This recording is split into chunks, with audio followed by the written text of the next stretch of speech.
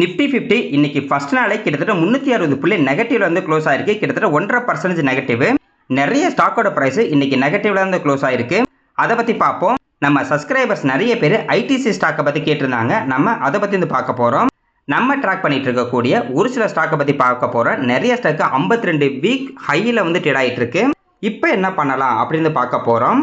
லாஸ்டா எஸ் பேங்கை பத்தி பார்க்க போறோம். எஸ் பேங்க் வந்து பார்த்தீங்கன்னா பேங்க் கரப்சி வரைக்கும் போயிட்டு இப்போ நல்ல ஒரு growthல வந்து இருக்காங்க. அதை பத்தி நம்ம ஃபுல் டீட்டெயிலாக பார்க்கலாம். இந்த வீடியோ ஃபுல்லாக பாருங்க. கண்டிப்பா இந்த வீடியோ நிறைய ஐடியா இருக்கு. அது கண்டிப்பா உங்களுக்கு யூஸ்ஃபுல்லா இருக்கும். நிஃப்டி 50 பொறுத்த வரைக்கும் கிட்டத்தட்ட 360 புள்ளி நெகட்டிவ்ல இன்னைக்கு வந்து க்ளோஸ் ஆயிருக்கு. 23,815 புள்ளியில வந்து க்ளோஸ் ஆயிருக்கு. 1.5% வந்து நெகட்டிவ். இதுவே போன வாரம் வந்து பார்த்தீங்கன்னா 24,176 புள்ளியில வந்து க்ளோஸ் ஆயிருந்துச்சு. இன்னைக்கு 23,815 புள்ளியில வந்து க்ளோஸ் ஆயிருக்கு. இந்த மாதிரி நெகட்டிவா பார்த்தாவே எனக்கு வந்து பார்த்தீங்கன்னா ரொம்ப சந்தோஷமா இருப்பேன். ஏன் அப்படின்னா மார்க்கெட் ரொம்ப கீழே போகுது அப்படின்னா நிறைய ஸ்டாக்கோட பிரைஸ் கீழே போகுதுன்னு அர்த்தம். அப்பனா நமக்கு நல்ல ஒரு வாய்ப்பு வரப்போகுது அப்படின்ற மாதிரி வந்து அர்த்தம். அதனால எப்போ மார்க்கெட் வந்து கீழே போனாவே நம்ம வந்து பயப்படவும் கூடாது, சந்தோஷம் தான் வந்து படணும். எம்ஓ ஸ்மால் 250 கிட்டத்தட்ட 1.5% நெகட்டிவ். பேங்க் பீஸ் கூட 1.5% negative. MO defence 1.26% negative. Silver வந்து பார்த்தீங்கன்னா கொஞ்சம் பாசிட்டிவா இருந்துச்சு 0.47%. Gold 0.87% negative. ஆட்டோ பீஸ் கிட்டத்தட்ட 2% நெகட்டிவ். ஐடி வந்து பார்த்தீங்கன்னா 0.28% நெகட்டிவ். Mid 150 1% negative. மேக்ஸிமம் இன்னைக்கு இருக்கக்கூடிய எல்லா இண்டெக்ஸும் நெகட்டிவ்ல தான் வந்து இருந்தாங்க. நிஃப்டி 50ல டாப் 5 கெய்னர்ஸ்ல டாடா கன்சூமர் இருக்காங்க. கிட்டத்தட்ட 8% வந்து positive. Max Health Care, Coal India, Sun Pharma, Hindustan Unilever வந்து இருந்தாங்க. அதே மாதிரி டாப் 5 லூசர்ஸ்ல Titan, Indigo, SBI, Eternal and Jio Finance வந்து இருக்காங்க. போன வாரமும் நெகட்டிவ்ல இருந்துச்சு. இன்னைக்கு வந்து பார்த்தீங்கன்னா மார்க்கெட் வந்து நெகட்டிவ்ல தான் இருக்கு. பாப்போம் அடுத்தடுத்த நாள் பாசிட்டிவ் வந்தால் ரொம்ப நல்லா இருக்கும். ஃபர்ஸ்ட் பிஎஸ்சி ஸ்டாக்கை பற்றி பார்த்தலாம். இது வந்து பார்த்தீங்கன்னா பிஎஸ்சி லிமிடெட், அதாவது பாம்பே ஸ்டாக் எக்ஸ்சேஞ்சு தான். இந்த கம்பெனியை பற்றி நம்ம ரொம்ப நாள் வந்து பார்த்துட்டு இருந்தோம். ரொம்ப லோ ப்ரைஸ் இருந்துச்சு. சடனாக வந்து பார்த்தீங்கன்னா லாஸ்ட் ஒரு 2-3 மாதத்துல நல்ல ஒரு ரிட்டர்ன் வந்து கொடுத்துருச்சு. நம்ம எல்லாத்துக்கும் நல்ல ஒரு ரிட்டர்ன் இந்த கம்பெனி வந்து கொடுத்துச்சு. கரண்ட் பிரைஸ் 3,913 ரூபாய்க்கு இப்போ வந்து க்ளோஸ் ஆயிருக்கு. லாஸ்ட் ஒரு வருஷத்தில் 68% பார்த்தீங்கன்னா இன்க்ரீஸ் ஆயிருக்கு. இப்போ இந்த ஸ்டாக்கோட பிரைஸ் இன்க்ரீஸ் ஆகிட்டே இருக்கு. என்ன பண்ணலாம் அப்புறமா யோசிக்கும் போது ஃபர்ஸ்ட் நம்ம வந்து ரேஷியோ வந்து செக் பண்ணிடலாம். மார்க்கெட் கேப் 1,60,000 கோடிக்கு மேலே இருக்கு. ஸ்டாக்கோட பிஇ ரேஷியோ வந்து பார்த்தீங்கன்னா 64 வந்து இருக்கு. இண்டஸ்ட்ரி பிஇ ரேஷியோ பார்த்தீங்கன்னா கிட்டத்தட்ட 59 வந்து இருக்கு. ஆர்ஓசி 58%, ஆர்ஓஇ 44%, ஆர்ஓஐசி 70%, ஓபி வந்து பார்த்தீங்கன்னா 63%. ஓவராலாக இந்த 4% ரொம்ப சூப்பரான பர்சன்டேஜ். அதனால தான் இந்த ஸ்டாக்கோட பீரியட்ஸ்லாம் பார்த்தீங்கன்னா 60க்கு மேலே இருக்கு. இன்டென்சிக் வேல்யூ 1711 இருக்கு. பேஜ் ரேஷியோ 0.52 இருக்கு. என்னதான் ஸ்டாக்கோட பிரைஸ் பார்த்தீங்கன்னா 52 வீக் ஹையில் இருந்தாலுமே பிஇஜி ரேஷியோ கிட்டத்தட்ட 0.52 தான் வந்து இருக்கு. டெப்ட் equity 0. Price to book value பார்க்கும்போது 24 வந்து இருக்கு.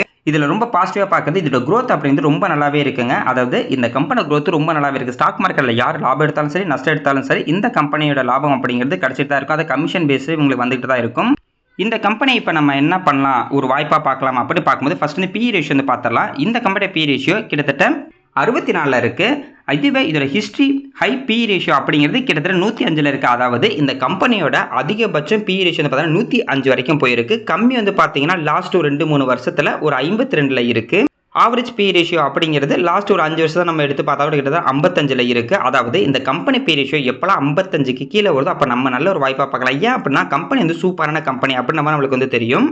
எப்போல்லாம் இது நமக்கு வாய்ப்பு கொடுக்கும் அப்படின்னா எப்போல்லாம் இந்த ஆவரேஜ் பிஇ ரேஷியோ கீழே ஒரு 55 பிஇ ரேஷியோ 50 வருதோ அப்போ நம்ம வந்து ஒரு நல்ல ஒரு வாய்ப்பை பார்க்கலாம்.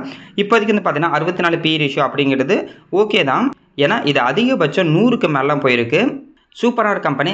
இருந்தாலும் நான் பர்சனலாக ஒரு ரூல்ஸ் வந்து ஃபாலோ பண்ணுவேன். எந்த ஒரு கம்பெனி ஸ்டாக்காக இருந்தாலும் சரிங்க, அதோட 52 வீக் ஹை பக்கத்தில் இருக்கும் போது நான் வந்து பார்த்தீங்கன்னா அது ஒரு ஆப்ஷன்டே பார்க்க மாட்டேன். எப்போல்லாம் சூப்பரான ஒரு கம்பெனியோட ஸ்டாக்கோட ப்ரைஸ் 52 வீக் ஹையிலேருந்து கிட்டத்தட்ட ஒரு 30% இல்லைனா ஒரு 25% கீழே வருதோ, டெம்பரரியாக மார்க்கெட் கீழே இறங்குது இல்லைனா அந்த கம்பெனி டெம்பரரி ப்ராப்ளம் வரும். அப்போல்லாம் பார்த்தீங்கன்னா ஒரு 25% 30% கீழே வரும்போது அதை கண்டிப்பாக நான் வந்து ஒரு வாய்ப்பாக வந்து பார்ப்பேன். அப்படி பார்க்கும்போது இந்த ஹையில் இருக்கனால ஓகே இன்னும் கொஞ்சம் நாள் நம்ம வெயிட் பண்ணி பார்ப்போம் அப்படின்ற மாதிரி தான் நான் யோசிச்சுட்டு இருக்கேன்.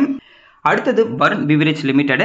இந்த ஸ்டாக்கை பற்றி நம்ம கண்டினியூ வந்து பார்த்துக்கிட்டு தான் இருக்கும். கொஞ்ச நாளைக்கு முன்னாடி 380 ரூபாய்க்கு இருந்துச்சு. அதுக்கப்புறம் 535 வரைக்கும் போனச்சு. இப்போ மறுபடியும் 500 ரூபாய்க்கு வந்திருக்கு. இந்த கம்பெனி வந்து பார்த்தீங்கன்னா ரொம்ப சூப்பரான ஒரு கம்பெனி. கரெக்டாக வந்து பாருங்க, இதுக்கு முன்னாடி இந்த ஹை அப்படிங்கிறது அந்த 530 தான் இருக்கு. கரெக்டாக இந்த ஸ்டாக்கும் அந்த 530 இல்லைனா ஒரு 525 போயிட்டு வந்து பார்த்தீங்கன்னா இதுக்கு முன்னாடி லாஸ்ட் ஒரு வருஷத்துல வந்து பார்க்கும்போது கூட அது வந்து ஹையை எடுத்துக்கிட்டு அதுக்கப்புறம் கொஞ்சம் கீழே போயிருக்கு. கரெக்டாக இந்த தடவை அதே ஹையை போய் டச் பண்ணிட்டு இப்போ வந்து கீழே வந்திருக்கு. பார்க்கலாம் மறுபடியும் இப்போ மார்க்கெட் கீழே போகிறனால இந்த ஸ்டாக்கோட ப்ரைஸும் மறுபடியும் கீழே போயிட்டு ஒரு 500 ரூபாய்க்கு கீழே ஒரு 450 இந்த மாதிரிலாம் போணுச்சுன்னா அதுவும் நமக்கு வந்து ஒரு வாய்ப்பாக இருக்கும். இல்லை இப்போ மறுபடியும் மார்க்கெட் வந்து ரிவர்ஸ் ஆகி மேலே போகுதுன்னா நமக்கு அது கூட வந்து பார்த்தீங்கன்னா நல்ல ஒரு பாசிட்டிவாக இருக்கும். ஸ்டாக் மார்க்கெட்டில் வந்து இன்றைக்கி என்ன நடக்கும், இந்த ஸ்டாக்கோட ப்ரைஸ் இப்போ 500 ரூபாயிலேருந்து எத்தனை ரூபா வரைக்கும் கீழே போகும், இந்த டார்கெட் ப்ரைஸ் என்ன அப்படின்னு நம்மளாம் நிறைய பேர் யோசிக்கிறாங்க. அப்போல்லாம் யாரும் சொல்லவே முடியாதுங்க. டார்கெட் ப்ரைஸு அப்போல்லாம் ஒன்றுமே கிடையாது. நம்மளாவது ஒன்று பேசிகிட்டு இருந்தால் தான் மார்க்கெட்டை பொறுத்த வரைக்கும் யாராலும் கணிக்கவே முடியாது. நம்ம நல்ல ஒரு கம்பெனியில் நம்ம இன்வெஸ்ட்மெண்ட் பண்ணாவே போதும். அதே மாதிரி ஸ்டாக்கோட ப்ரைஸ் எப்போல்லாம் கீழே வருதோ அப்போல்லாம் நம்ம கொஞ்சம் கொஞ்சமாக அது வந்து வாய்ப்பாக பார்த்துக்கிட்டு இருந்தாவே போதும். பார்ப்போம். இப்போ இந்த கம்பெனியோட பி ரேஷியோ வந்து பார்த்தீங்கன்னா நல்ல ஒரு லோ பி ரேஷியோவில் தான் வந்து இருக்குது. கிட்டத்தட்ட 53 வந்து இருக்குது. அதிகபட்சம் வந்து பார்த்தீங்கன்னா இந்த கம்பெனி பி ரேஷியோ 100 வரைக்கும் போணுச்சு. இப்போ ஆவரேஜ் பி ரேஷியோ அப்படிங்கிறது ஒரு 62 இருக்குது. இப்போதைக்கு இந்த கம்பெனி ஸ்டாக்கோட ப்ரைஸ் ஆவரேஜ் பி ரேஷியோ கீழே தான் இருக்குது. அதனால் இது வந்து நம்ம ஒரு நல்ல ஒரு வாய்ப்பாக வந்து பார்க்கலாம். கிட்டத்தட்ட ஒரு 630 ரூபா 650 வரைக்கும் மேலே போணுச்சு. அதுக்கப்புறம் இப்போ வந்து கீழே இறங்கியிருக்கு. அடுத்தது Cholamandalam investment and finance company limited. இவங்க வந்து பார்த்தீங்கன்னா சோழா ஃபைனான்ஸ் தான். ஃபைனான்ஸ்லேயே சூப்பரான ஒரு குரோத்தில் இருக்கக்கூடிய கம்பெனி. அதாவது இயர் அண்ட் இயர் வந்து பார்க்கும்போது இவங்க நல்ல ஒரு லாபம் வந்து கொடுக்குறாங்க. ரொம்ப சிம்பிளாக சொல்லணும், ஸ்டாக் மார்க்கெட் பொறுத்த வரைக்கும் எந்த கம்பெனிலாம் இயர் அண்ட் இயர் நல்ல ஒரு லாபம் கொடுக்குறாங்களோ அந்த கம்பெனி வந்து பார்த்தீங்கன்னா ஸ்டாக்கோட ப்ரைஸ் நல்ல ஒரு ரிட்டர்ன் கொடுத்துருக்கும். கரண்ட் ப்ரைஸ் 1624 ரூபாய்க்கு வந்து ட்ரேட் ஆகிட்டு இருக்கு. லாஸ்ட் 5 வருஷத்தில் கிட்டத்தட்ட 208% இந்த ஸ்டாக்கோட ப்ரைஸ் வந்து இன்க்ரீஸ் ஆயிருக்கு. மார்க்கெட் கேப் 1,38,000 கோடிக்கு மேலே வந்து இருக்குது. ஸ்டாக்கோட பி ரேஷியோ 26 இருக்குது. இண்டஸ்ட்ரி பி ரேஷியோ 19 இருக்குது. ஆர்ஓசி 9%, ROE வந்து பார்த்தீங்கன்னா 19%, ROIC 9%, OPM 68% வந்து இருக்குது. ஓவரால் அந்த பர்சன்டேஜ் ரொம்ப சூப்பரான ஒரு பர்சன்டேஜ். இன்டென்சிக் வேல்யூ 1048 இருக்குது. பிஜி ரேஷியோ வந்து பாருங்கள் 1.06 வந்து இருக்குது. ஆக்சுவலாக பிஜி ரேஷியோ பொறுத்த வரைக்கும் 0.5 இருந்து ஒரு 2க்கு கீழே இருந்துச்சு அப்படின்னா அது நல்ல ஒரு வாய்ப்பாக இருக்குது. அப்போ நம்ம வந்து எடுத்துக்கலாம். இது வந்து 1 தான் வந்து இருக்குது. அடுத்தது டெப்ட் ஈக்விட்டி 6.93 இருக்குது. இங்கே வந்து பார்த்தீங்கன்னா இவங்க வந்து கடன் வாங்கி கடன் கொடுக்கறனால டெப்ட் ஈக்விட்டி 6 அப்படிங்கிறது இது வந்து பார்த்தீங்கன்னா நார்மல் தான். ப்ரைஸ் டு புக் வேல்யூ பொறுத்த வரைக்கும் 4.55 வந்து இருக்குது. ஓவரால் அந்த ரேஷியோ சூப்பரான ரேஷியோ. அடுத்து நம்ம சிஏஜிஆர் வந்து பார்க்கலாம். சேல்ஸ் குரோத்தை பொறுத்த வரைக்கும் லாஸ்ட் 10 வருஷம் நம்ம எடுத்து பார்க்கலாம். 22%, ப்ராஃபிட் growth 25%. இது ரெண்டுமே கம்பெனியோட sales growth and profit growth. ஸ்டாக்கோட ப்ரைஸ் வந்து பாருங்க அதுக்கு ஈக்குவலாகவே வந்து இன்க்ரீஸ் ஆகிட்டு இருந்திருக்கு. லாஸ்ட் 10 வருஷமா ஸ்டாக்கோட ப்ரைஸ் 25% ரிட்டர்ன், அதாவது வருஷம் 25% ஸ்டாக்கோட ப்ரைஸ் வந்து லாஸ்ட் 10 வருஷமா இன்க்ரீஸ் ஆகிட்டு இருக்கு. சூப்பரான ஒரு ரிட்டர்ன் ஈக்விட்டி பார்த்தீங்கன்னா கிட்டத்தட்ட 20% வந்து இருக்குது. இப்போ லாஸ்ட் ஒரு வருஷத்தில் பார்க்கும்போது கூட சேல்ஸ் growth 20%, ப்ராஃபிட் growth வந்து பார்த்தீங்கன்னா 23%. ஸ்டாக்கோட ப்ரைஸை பொறுத்த வரைக்கும் 11% ரிட்டர்ன் வந்து கொடுத்துக்கிட்டு இருக்கு. அடுத்தது இந்த கம்பெனியோட பி ரேஷியோ வந்து பார்க்கலாம். அதிகபட்சம் கிட்டத்தட்ட 36 பி ரேஷியோ வரைக்கும் போயிருக்கு. குறைஞ்சது பார்த்தீங்கன்னா 24 வரைக்கும் வந்திருக்கு. இதுக்கு முன்னாடி 2022லையும் இந்த கம்பெனியோட பி ரேஷியோ வந்து பார்த்தீங்கன்னா கிட்டத்தட்ட 24 தான் இருந்துச்சு. இதுக்கு முன்னாடி கொஞ்ச நாளைக்கு முன்னாடி கூட 24 இருந்துச்சு. இப்போ வந்து பார்த்தீங்கன்னா ஒரு 27 பக்கத்தில் வந்து இருக்குது. ஆவரேஜ் பி ரேஷியோ 30க்கு கீழே தான் இருக்குது. அப்போ இது நம்மளும் வந்து பார்த்தீங்கன்னா நல்ல ஒரு வாய்ப்பாக வந்து பார்க்கலாம். சூப்பரான ஒரு கம்பெனி. இதோட ஷேர் ஹோல்டிங் பேட்டர்ன் எடுத்து பார்த்தா கூட ப்ரொமோட்டர் வந்து பார்த்தீங்கன்னா 49%, எஃப்ஐட் வந்து பாருங்கள் 24.7%, டிஐட் வந்து பார்த்தீங்கன்னா 19.91% இருக்குது. ரீட்டைல் பீப்பிள்கிட்ட வெறும் 5.95% தான் இருக்குது. இயரான இருந்து பார்த்தா கூட ரீட்டைல் பீப்பிள் கொஞ்சமாக வித்துட்டு இருக்காங்க. அது வந்து எஃப்ஐடி வந்து பார்த்தீங்கன்னா அதிகமாக வாங்கிக்கிட்டே இருக்காங்க. இது நல்ல ஒரு பாசிட்டிவாக இருக்கும். இப்போதைக்கு இந்த கம்பெனி பார்த்தீங்கன்னா நல்ல ஒரு வாய்ப்பில் இருக்குது. அடுத்தது ஐடிசி லிமிடெட். இந்த ஸ்டாக்கை பற்றி நிறைய பேர் வந்து கேட்டுக்கிட்டே இருந்தாங்க. ஐடிசி லிமிடெட் என்ன பண்ணலாம் அப்படின்ற மாதிரி. ஆக்சுவலாக ஒரு கம்பெனியை வாங்குறதுக்கு முன்னாடி தாங்க ரொம்ப அனலைஸ்லாம் நம்ம வந்து பண்ணணும். வாங்கினதுக்கப்புறம் ஓகே அப்போ நம்ம வந்து கொஞ்சம் வெயிட் பண்ணோம். ஆனால் இந்த ஸ்டாக் மார்க்கெட் நிறைய பேர் என்ன தப்பு பண்ணுறாங்கன்னா ஃபஸ்ட்டு யாராவது ஏதாவது சொன்னால் ஒரு ஸ்டாக்கை வாங்கிடுவாங்க. அதுக்கப்புறம் இந்த ஸ்டாக் வந்து இந்த கம்பெனி எப்படிப்பட்ட கம்பெனி அப்போன்னு அனலைஸ் பண்ணுவாங்க. இந்த ஒரு தப்பை வந்து பண்ணாதீங்க. எப்பயுமே ஒரு கம்பெனியை வாங்குறதுக்கு முன்னாடி ஃபஸ்ட்டு அந்த கம்பெனியை போய் அனலைஸ் பண்ணணும். அதுக்கப்புறம் தான் அந்த கம்பெனியில் நம்ம முதலீடு பண்ணலாமா வேண்டாமா அப்படிங்கிற ஒரு முடிவு வந்து எடுக்கணும். எல்லாரும் ஒரு கம்பெனி வந்து பேசுகிறாங்க அப்படின்லாம் வாங்கக்கூடாது. இந்த கம்பெனியை பொறுத்த வரைக்கும் நம்ம எல்லாத்தையும் தெரியும். ஸ்டாக் மார்க்கெட்டில் இருக்கவங்க இல்லாதவங்க எல்லாத்துக்கும் ஐடி வேறு லெவல் கம்பெனி, சூப்பர் கம்பெனி அப்படிம்பாங்க. ஆனால் அந்த கம்பெனியை பற்றி உங்களுக்கு என்ன தெரியும்னா அது என்னங்க சொல்கிறது அப்படின்ற மாதிரி வந்து யோசிப்பாங்க. சிகரெட் விற்கிறாங்க, அதுக்கப்புறம் வந்து பார்த்தீங்கன்னா ஏகப்பட்ட பொருள் பண்ணுறாங்க, அது உங்களுக்கு தெரியுமா அப்போ நம்மலாம் பேசிகிட்டு இருப்பாங்க. ஆனால் உண்மையாலும் இவங்க என்ன க்ரோத்தில் இருக்காங்க அப்படின்னு தெரியாது. அதை நம்ம இப்போ வந்து பார்க்கலாம். கரண்ட் ப்ரைஸ் 305 ரூபாய்க்கு ட்ரேட் ஆகிட்டு இருக்கு. லாஸ்ட் 5 வருஷமாக வந்து பார்த்தீங்கன்னா இந்த கம்பெனி வெறும் 44% தான் ரிட்டர்ன் கொடுத்துருக்கு. அதாவது 5 வருஷத்துக்கு முன்னாடி இந்த ஸ்டாக்கில் நம்ம முதலீடு பண்ணியிருந்தா கூட 44% தான் இந்த ஸ்டாக்கோட ப்ரைஸ் வந்து இன்க்ரீஸ் ஆகிருக்கும். கிட்டத்தட்ட 500 ரூபாய்க்கு மேலாம் போணுச்சு. இப்போ 300 ரூபாய்க்கு வந்து இருக்குது. மார்க்கெட் கேப்பு 3,82,000 கோடிக்கு மேலே வந்துருக்கு. ஸ்டாக்கோட பி ரேஷியோ 18 இருக்குது. இண்டஸ்ட்ரி பி ரேஷியோ வந்து பார்த்தீங்கன்னா கிட்டத்தட்ட 47 வந்து இருக்குது. புக் வேல்யூ 56 வந்து இருக்குது. டிவிடெண்ட் ஈல்டு 4.66%, நல்ல சூப்பரான ஒரு dividend yield. ROC 36%, ROE 27%, ROIC 63%, OPM 33% வந்து இருக்குது. இன்டென்சிக் வேலையை பொறுத்த வரைக்கும் 336 வந்து இருக்குது. பிஜி ரேஷியோ 2 வந்து இருக்குது. இன்டென்சிக் வேலையை விட இப்போ இந்த ஸ்டாக்கோட ப்ரைஸ் பார்த்தா கம்மியாக வந்து ட்ரேட் ஆகிட்டு இருக்குது. டெப்ட் ஈக்விட்டி 0.01, உங்களுக்கு கடன் கிடையாது. ப்ரைஸ் டு புக் வேல்யூ பார்க்கும்போது 5.36 வந்து இருக்குது. இவங்களோட சிஏஜிஆர் வந்து பார்க்கலாம். சேல்ஸ் growth வந்து பார்த்தீங்கன்னா லாஸ்ட் 10 வருஷத்தில் 7%, ப்ராஃபிட் growth பார்த்தீங்கன்னா 8% வந்து இருக்குது. ஸ்டாக்கோட ப்ரைஸை பொறுத்த வரைக்கும் லாஸ்ட் 10 வருஷத்தில் 4%. இது நல்லா வந்து நோட் பண்ணி பாருங்கள்.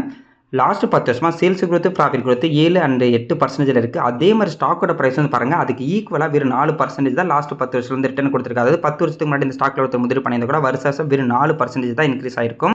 இது தாங்க sales growth, profit growth and ஸ்டாக்கோட ப்ரைஸுக்கு இருக்கிற ஒரு ஒற்றுமை.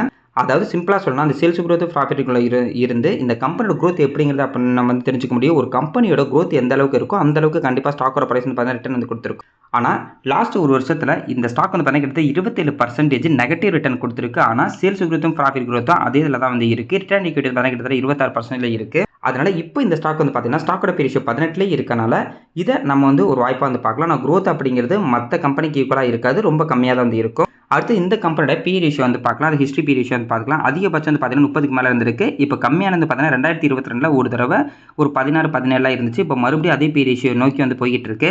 நல்ல ஒரு பி ரேஷியோவில் தான் இருக்குது. அடுத்தது இவங்களோட ஷேர் ஹோல்டிங் பேர் வந்து பார்க்கலாம். எஃப்ஐ பொறுத்த வரைக்கும் 34% வந்து இருக்குது. டிஏட் வந்து பார்த்தீங்கன்னா 49%, கவர்மெண்ட் 0.04%, ரீட்டைல் பீப்பிள்கிட்ட 15.96% ஷேர் ஹோல்டிங் இருக்குது. ஆக்சுவலாக ரீட்டைல்கிட்ட இருக்கக்கூடிய அந்த ஷேர் ஹோல்டிங் பார்த்தீங்கன்னா லாஸ்ட் ஒரு வருஷமாக வந்து அதிகமாகிட்டு இருக்குது. அது ரீட்டைல் பீப்பிள் நிறைய பேர் வந்து வாங்கிட்டு இருக்காங்க. பார்க்கலாம் இந்த ஸ்டாக்கோட ப்ரைஸ் அப்படியே ரிவர்ஸாக இன்க்ரீஸ் ஆனால் ரொம்ப நல்லா இருக்கும். அடுத்தது பாலிகேப் இந்தியா லிமிடெட். இது வந்து பார்த்தீங்கன்னா கேபிள்ஸ் அண்ட் ஒயர்ஸில் என்னோட ஃபேவரட்டான ஒரு கம்பெனி. கரண்ட் ப்ரைஸ் 9,93 ரூபாய்க்கு வந்து ரிட்டர்ன் ஆகிட்டு இருக்கு. லாஸ்ட் ஒரு வருஷத்தில் 51% ஸ்டாக்கோட ப்ரைஸ் வந்து ரிட்டர்ன் கொடுத்துருக்கு. கேபிள்ஸ் அண்ட் ஒயர்ஸ் பிசினஸில் ரொம்ப சூப்பரான ஒரு கம்பெனி, நல்ல ஒரு growthல இருக்கக்கூடிய ஒரு கம்பெனி. மார்க்கெட் கேப் 1,37,000 கோடிக்கு மேலே வந்து இருக்குது. ஸ்டாக்கோட பி ரேஷியோ 51 இருக்குது. இண்டஸ்ட்ரி பி ரேஷியோ 25 வந்து இருக்குது. Book value 798, dividend 0.39%. ROCE பொறுத்த வரைக்கும் 34%, ROE 24%, ROIC 27%, OPM 13% வந்து இருக்குது. ஓவரால் இந்த பர்சன்டேஜ் ரொம்ப சூப்பரான பர்சன்டேஜ். இன்டென்சிக் வேல்யூ பொறுத்த வரைக்கும் 4,608 இருக்குது. பிஜி ரேஷியோ வந்து பாருங்கள் 1.71 வந்து இருக்குது. டெப்ட் equity 0.02, price to book value பார்க்கும்போது 11 வந்து இருக்குது. இவங்களோட சிஏஜிஆர் எடுத்து பார்த்தா கூட இப்போ இதில் வந்து உங்களுக்கு தெரியும் லாஸ்ட் 5 வருஷத்தில் கம்பெனியோட சேல்ஸ் growth 27%, ப்ராஃபிட் growth வந்து பார்த்தீங்கன்னா 25% இருக்குது. அதுக்கு ஈக்குவலாக பாருங்கள் ஸ்டாக்கோட ப்ரைஸ் லாஸ்ட் 5 வருஷத்தில் 43%. அதாவது 5 வருஷத்துக்கு முன்னாடி இந்த ஸ்டாக்ல ஒருத்தர் முதலீடு பண்ணியிருந்தா கூட வருஷம் 43% ஸ்டாக்கோட ப்ரைஸ் வந்து இன்க்ரீஸ் ஆகிருக்கு. ரிட்டர்ன் ஈக்விட்டி வந்து பார்த்தீங்கன்னா கிட்டத்தட்ட 22% வந்து இருக்குது.